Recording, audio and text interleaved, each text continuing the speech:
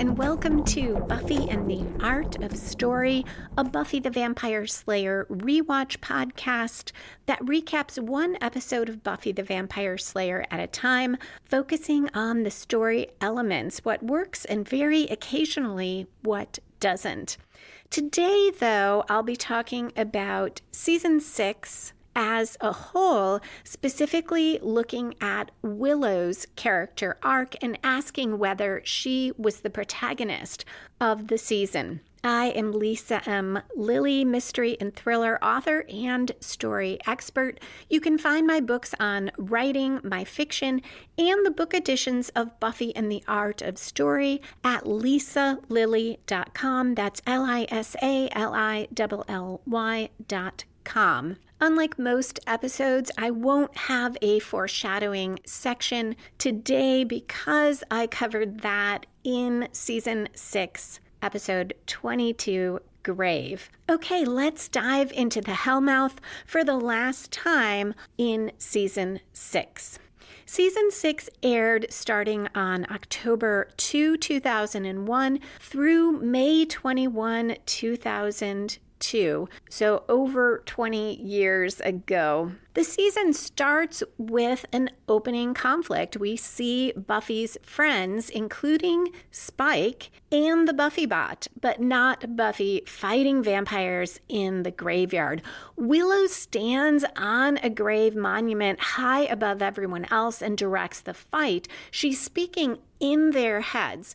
And this opening is so symbolic of so much of what's going to happen in this season. It draws us right in. As viewers, we're a little bit confused because we know Buffy died in Season 5. We're seeing the bot, but we don't know for sure she is the Buffy bot. The fact that Willow is directing everything is part of what makes me think of her as the protagonist or main character for Season 6. She's clearly in charge here, and she clearly has a lot of power. We can see how much her magic and her use of magic has grown since Season 5 ended. As you know, if you listen to the podcast, when figuring out who's the protagonist of a story, I looked at who has or pursues a goal actively throughout the story. And Willow does have that this season. The goal shifts, but she always has an active goal. First, it's to bring Buffy back from the dead. Then it's to try to fix things when she realizes how desperately unhappy Buffy is. Then it is to deal with Tara's opposition to Willow's magic. And there's also Giles' opposition early on. So an ongoing goal in the season is for Willow to deal with the reaction of other people to her power, to her magic, and to deal with the consequences of it that arise directly out of that magic, as we see as we get near the middle of the season. And then, of course, her goal outwardly is to kill the Geek Trio to get revenge over Tara's death, but it is really to deal with the depths of her grief. So she definitely has an active goal this season in a way that Buffy does not. Buffy, for much of the season, has no overarching goal, except that every day a goal for her is to just get through the day and stay there. And that is an important goal. That's a really big deal for Buffy.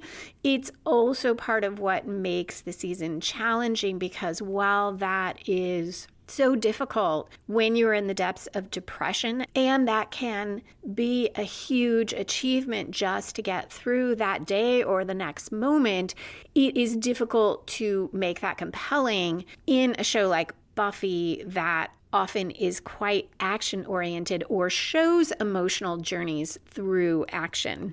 The second prong, first there's the active goal, then there's who is the main point of view character and who has the most at stake. Both Buffy and Willow are struggling with forces that could kill them. Buffy almost kills her friends in Normal Again. And in a sense, while Normal Again, she's not contemplating dying physically in Normal Again, but the result, if she went back into the world of her parents and the psych ward, would be in essence to die in the world of the Buffyverse. So there's a lot at stake there for Buffy. Not to mention, in any of her fights, she could just let herself get killed. Willow's life is on the line as well. The reason I see Willow as having more at stake is Buffy already at the beginning of season 6 has lost much of herself, and she eventually gets that back. So that is big stakes, who Buffy is, Buffy's identity. But she is, in essence, struggling to regain something, regain her identity, regain her sense of self, where Willow has this very strong sense of self in the beginning that is challenged and broken down and is changing, and that she is losing. And Willow tries to end the entire world, which is big stakes for everybody, of course, but she is the one primarily moving that. So I think the big stakes question falls a little on Willow's side. As I was outlining this episode, I thought that most of it was in Willow's point of view, or at least more of it than Buffy's. But as I went through this season, I'm not sure that's true. So I'll talk about that a little bit more later, but that raises a bit of a question for me now. Is Willow really the protagonist? My initial thought was for this episode was to show why she is. Now I am asking the question. Around 10% through any story, if not sooner, typically we'll see a story spark or inciting incident. It's a moment that gets the main plot rolling, usually a conflict. For the season, right around 10% through, Dawn brings the newly revived Buffy home. This is after that moment between Dawn and Buffy at the end of Bargaining Part 2, where Buffy asks Dawn, "Is this hell?" And Dawn says, "No, you're home with me." I see that moment as, for Buffy, the story spark, Buffy's recognition that she is home and how horrible home seems to her, the fact that it seems like hell. For Willow, I think it comes a bit later, which does put it right about 10%, so a little bit past the beginning of the third episode, and it's when Willow returns home, encounters Buffy. She and the gang saw Buffy earlier in the street. Buffy was clearly not herself. She seemed really distraught, almost wild and feral, but now they're home. Buffy seems, at least appearance-wise, Dawn has helped her change clothes, cleaned her up a little. Buffy is now quiet, and she's not outwardly frightened of everything. And this is when the gang, and Willow in particular, really take in how much Buffy has changed and that she's back, because they walk in the house still kind of arguing about that. And this to me sets off Willow's arc. She achieved her first goal, bring Buffy back, but something is very, very wrong. She senses it. She's in denial about it, but she knows it on some level. Giles and Willow have their big blow up not long after this in the season. That is a huge moment for Willow because she thought Giles would congratulate her on bringing Buffy back, and she was so excited to tell him about it and share with him, and instead he is telling her how dangerous it was what she did and how arrogant she was to do it. All of these things, too, make me think of Willow as more of the protagonist for the season than Buffy. Buffy is sitting out on the porch overhearing things. She's not in the thick of the conflict. But about 1/4 through the season, where often we'll see the first major plot turn in a story, we are immersed in Buffy's perspective. Because the episode that's a quarter way through is Life Serial, where Buffy is trying one thing after another to try to get, again, some semblance of a normal life. And the one-quarter turn, which could happen a bit later, that first major plot turn, typically comes from outside of the protagonist. And it spins the story in a new direction and raises the stakes. So the opening conflict brings us into the story spark sets the main plot off, and then that first plot turn spins the protagonist around, and the protagonist typically is reacting to that plot turn and dealing with it up to the middle of the story when they should take the reins more and be far more active. So here, it seems like that one-quarter point is all about Buffy, and it comes from outside of her. The geek trio is thwarting her constantly, throwing things at her, making her life more difficult, and she doesn't know who they are, why it's happening, or what is going on. And there is a lot of focus on what is Buffy going to do with her life, how is she going to cope going forward. This does thwart Willow as well, because her goal now is to try to make sure that Buffy is adjusting well, which isn't only about caring about her friend, though I'm sure Willow does. It's partly she wants to show that Giles is wrong, that bringing Buffy back was unquestionably a wonderful, fantastic thing to do. And I think that Willow has some underlying fears about that. So seeing Buffy happy again, pushing Buffy to be happy is important to Willow, but I'm not sure it is the same sort of major plot turn as it is for Buffy. Willow gets more of a turn in her season arc in All the Way. That is the Halloween episode where Dawn takes off, and when they're looking for her, Tara and Willow have a really big fight over magic. If you remember, Willow is going to shift everyone who wasn't a teenage girl or a preteen girl into another dimension in the Bronze to try to make it easy to find Dawn, and Tara is just shocked and appalled. And then Willow uses a forgetting spell to make Tara forget about the fight. So this doesn't quite fit that first major plot turn idea, because it isn't really outside of Willow. It comes from Willow. Willow's use of magic first to hunt for Dawn and then to make Tara forget, though you could see Tara's reaction from Willow's perspective coming from out of the blue. At the very least, when Tara says, "You're using too much magic," they may have had this discussion before, but this seems to be the first time it escalates to this point where they seem on the verge of breaking up. So this to Willow may seem like it comes out of nowhere. But the really big turn for Willow and for Buffy is the musical episode. And I see it as more of a turn in Willow's story, because this truly comes from outside of her. She discovers, because of the demon's truth-telling spell, that Buffy was in heaven, that Buffy was happy and at peace, and she learns how hard it has been for Buffy. And that look on her face at the end of the musical episode shows us how stricken she is.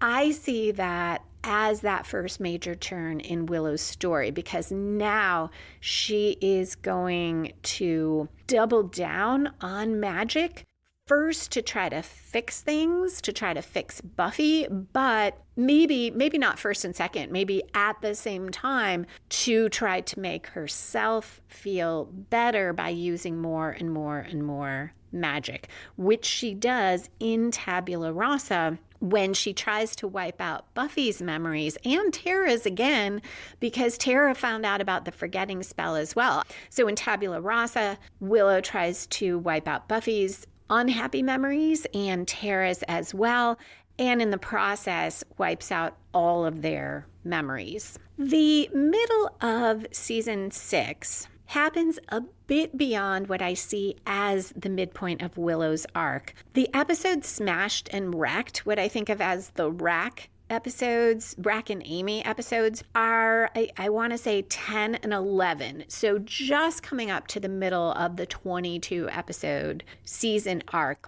And I think these do serve as midpoints for Willow. Typically at the midpoint of any story, the protagonist either suffers a major reversal or makes a major commitment to the quest, throws caution to the wind, goes all in, or both. And here, Willow suffers a major reversal. First, she kind of goes all in on magic by going back to Rex over and over and by taking Dawn with her.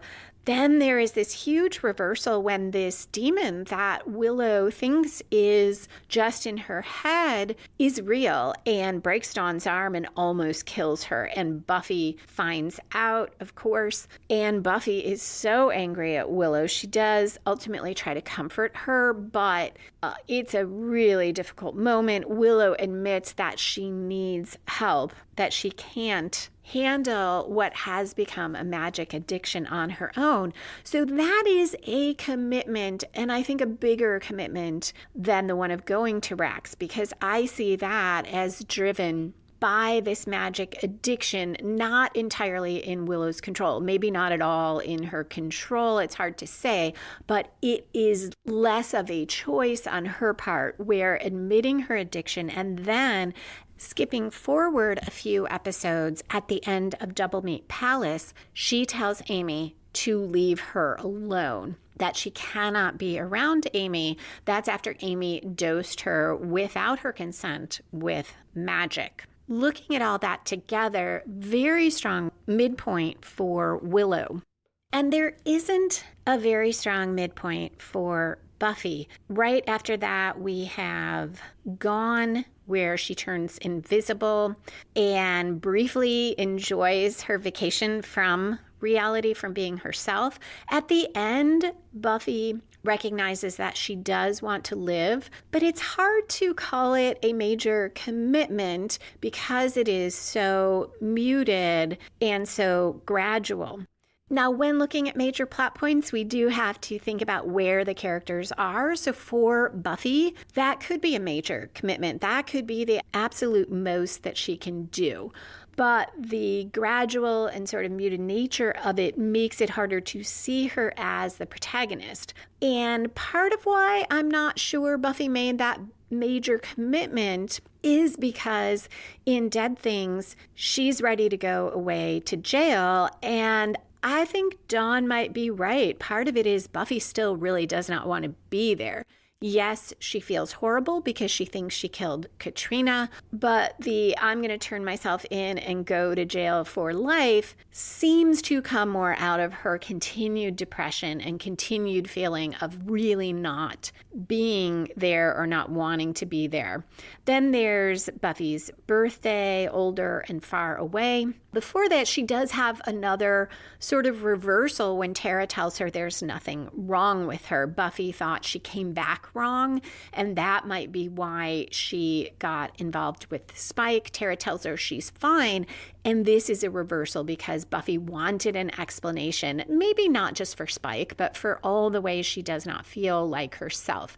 In Older and Far Away, she seems to be doing better, just having shared with Tara. And that episode is mainly about her and Dawn. Then there's As You Were, when Riley comes back. Buffy does make something of a commitment there by breaking up with Spike, not out of anger, but out of trying to do what is good for both of them. The next episodes also are not really about Willow, so this is where I'm starting to think, okay, the point of view issue doesn't really favor Willow over Buffy. It's somewhat evenly split. There may even be more Buffy. Certainly the Riley episode is about Buffy. Hell's Bells is the next one, and that's about Xander's wedding. We do see both Buffy's point of view and Willow's point of view, but as best I remember, a little bit more of Buffy's. And then there's Normal Again, which is primarily Buffy's point of view, where she flashes back and forth from the psych ward.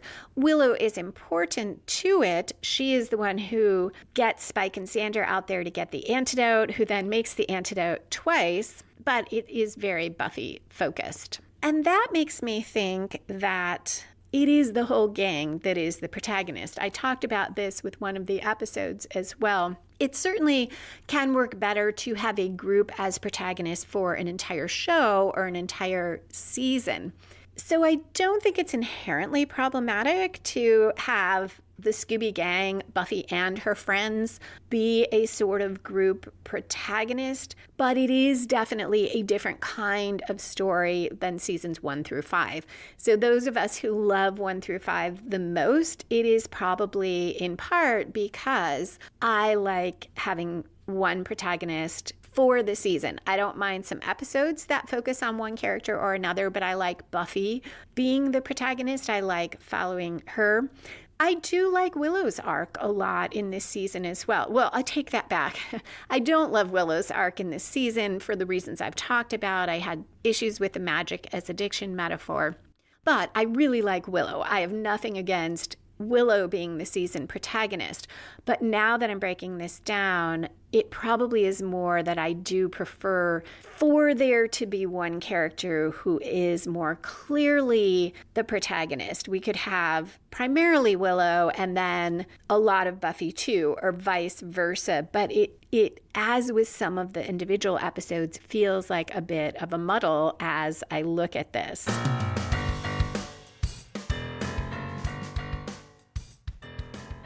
I got behind on my email and notifications for the last several months of last year, so I missed some YouTube comments.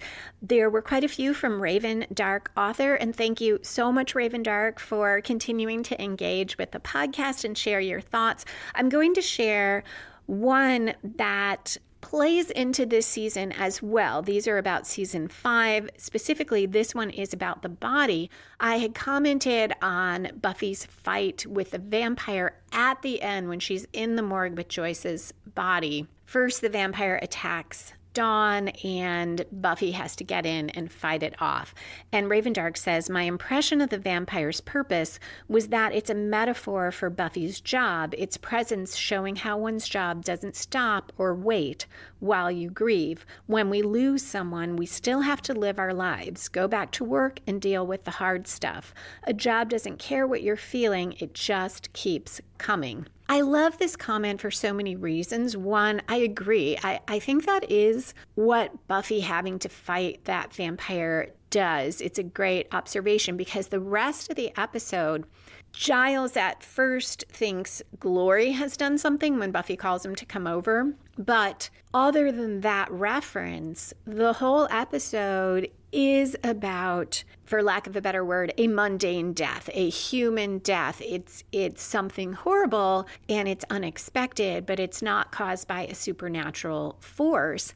And most of the episode could be about this loss and about Buffy, whether she was the Slayer or not. And there are those moments in the immediate aftermath of tragedy where briefly that is the case. You are focused entirely on dealing with whatever it is, but then life intrudes again, and so quickly life just keeps going and you have to keep dealing with it, and Buffy has to fight that vampire. And that resonates with season 6 as well. In fact, it might be the whole theme of season 6. Buffy is grappling with being brought back from the dead and with all those feelings she had left from season 5 of the loss of her mother and the choices she had to make and how hard everything was then. Now she's back, never having dealt with a lot of that in any great depth because there was never time or space for her to do that. And she still has to pay bills and make repairs to the house and try to see that Dawn is taken care of and all these things. And it's unrelenting in the way that that vampire fight was. If you remember, there was no music in that episode. And the soundtrack of the fight was very visceral in a way that it typically is not in the other Buffy episodes. Just these thuds and thunks, and it symbolized how that must feel to Buffy, and that is a lot of how season 6 feels and feels to her over and over, having to do these things when she does fight in season 6, she rarely seems to enjoy it, except when she has lost her memory and she's Joan the Vampire Slayer. I'm not saying Buffy thought being a Slayer was a laugh a minute, but we did see over the years it's hard. There are many downsides, clearly. And she did like being able to fight. She did want to continue more than once. She actively felt that she valued being the Slayer and would not really want to go back to being someone who could not fight that fight anymore. But in season 6, it feels like such a burden. And I think that is very similar to that fight at the end of The Body. Thank you again, Raven Dark, for your comments. Anyone can share their comments on YouTube, or you can email me at buffystorypod@gmail.com, or comment on Instagram or Twitter, where you can find me at Lisa M. Lilly. And that's Lisa, M as in Marie, Lilly.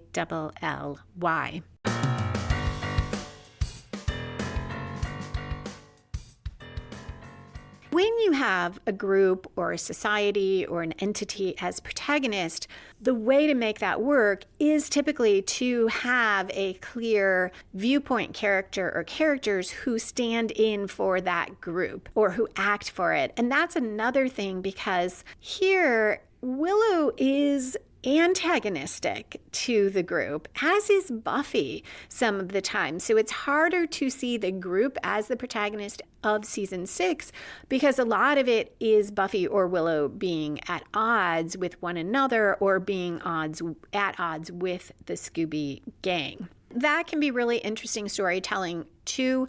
It's not what I go to Buffy for, but I do know people who love season 6, and that may be exactly what they love about it. It is more complicated, and there are many more gray areas there. And sometimes I like that as well, but in Buffy, I like the more clear protagonist and defined conflicts. Throughout some of these episodes, after Willow has asked for help, she does have a continuing storyline where she is gradually adjusting to life without magic and finding ways to help fight evil without it, like in Double Meat Palace, where she comes in, helps Buffy kill the demon without using any spells. Same thing in Normal Again, and she helps in Gone by using her computer skills. And she gradually regains ground with Tara. So Willow's story is not dropped during those episodes. It's just not in the forefront.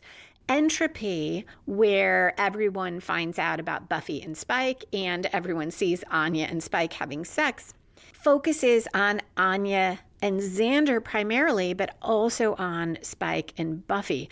Willow is there as well. She feels a bit left out that she didn't know about Buffy and Spike, but it's not primarily her story. So more of that mix. We are well beyond 3/4 through the season when we get to the last major turn for Willow, and it is Warren shooting Tara. The last major plot turn in a story typically grows out of that midpoint commitment or reversal and spins the story yet again, sometimes raising the stakes further.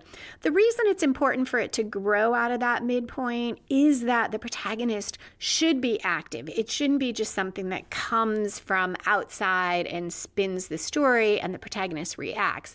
It should be a turn, but follow from the protagonist's actions, because we want the protagonist to be active from the middle of the story on. Not just active, but be driving the story. I'm not sure if that is the case here. It is if, rather than seeing the turn, and I think this is right, rather than seeing the turn as Warren shooting Tara, it is Willow's reaction that is the turn, because she immediately, almost immediately, her eyes go black. She calls out to Osiris to bring Tara back. Though Willow has not been using magic for quite some time, that is where she goes immediately, and that turns the story. From then on, Willow is driving the story forward.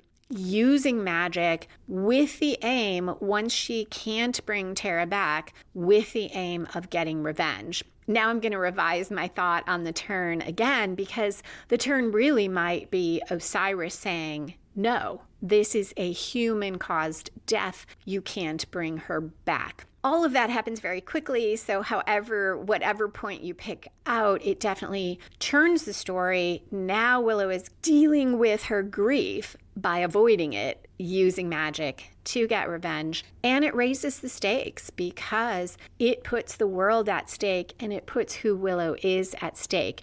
And in that sense, it does grow from the midpoint, both the reversal and the commitment, because Willow had that reversal, going to Rex, diving into the magic world, and then the danger to Dawn that resulted. She knows how much power she has. Her power really grew. Her ability to tap into magic grew, and she saw how devastating it could be for those around her, but she is going forward here anyway. She has the power and she is going forward anyhow. And the rest of the episodes, there are only 3 of them, deal with that storyline.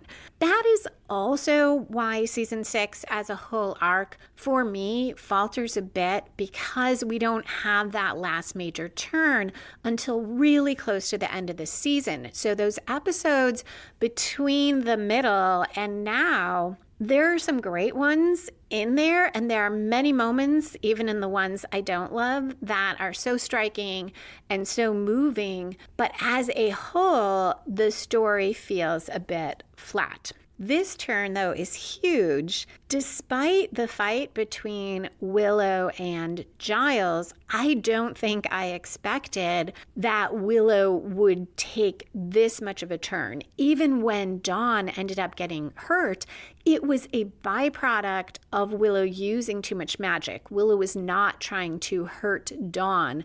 Now she is actively going to kill Warren and then move on to Andrew and Jonathan, and not care that her friends might get killed in the process. There's more than once that she knows that could happen, and it doesn't stop her.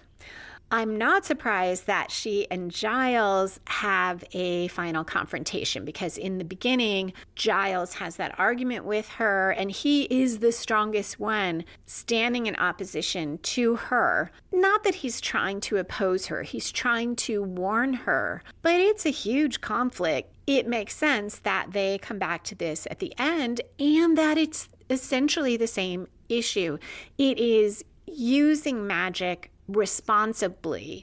Willow sees it as Giles coming in and being hypocritical and telling her, you can't use magic, but I can. In the end, though, it is about how magic is used and what kind of magic, because Giles talks with Anya about where the magic comes from, and Willow's was coming from a place of rage and grief and vengeance, and Giles brought her magic that came from a better place, a place of nature, a place with nurturing and caring for people. And that is the difference. Not, hey, I can use magic, but you can't. Though not all of that is expressly stated, it is there in the subtext, and it is a great full circle for the Willow and Giles arc and for Willow's magic arc. And then, of course, the climax itself for the season shows the power of connection and emotion and love.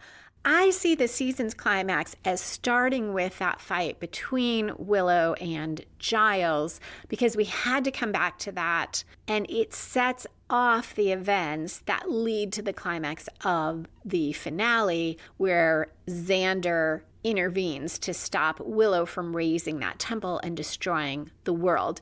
Giles doses Willow. That gives Willow the power to do that. I don't think he knew that part was going to happen. Then she makes that choice to use that power. At least her goal is ending the world.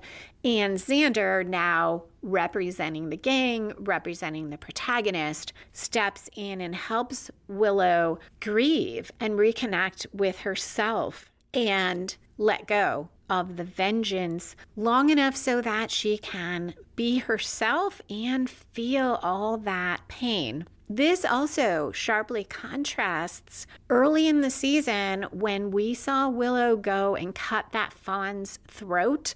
That was the moment that told us Willow had gone to a dark place.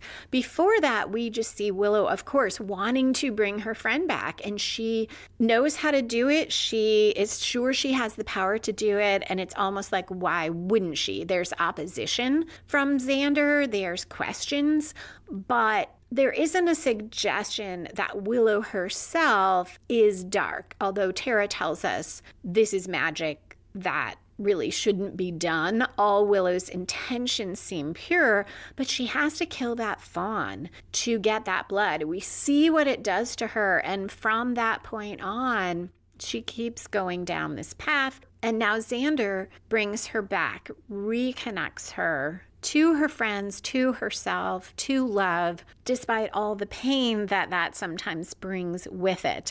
There isn't much in the way of falling action for the season. We get those scenes with Buffy and Dawn. We get Willow and Xander hugging and crying. But I feel like that's not too unusual in Buffy. We don't usually get in the finale a lot of falling action because there's so much going on, so much ground to be covered, and we get just a little bit, enough to make us think about what might be coming for the next season, and then the season ends. And that is where I will end this episode. Thank you so much for listening today and this season.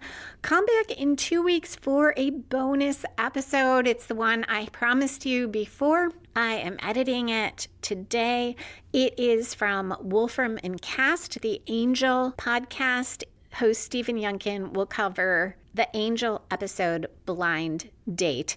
2 weeks after that, Buffy and the Art of Story will return with Season 7, Episode 1, Lessons, where Buffy helps Dawn fight vampires and start high school, and young women and girls are getting killed all over the world.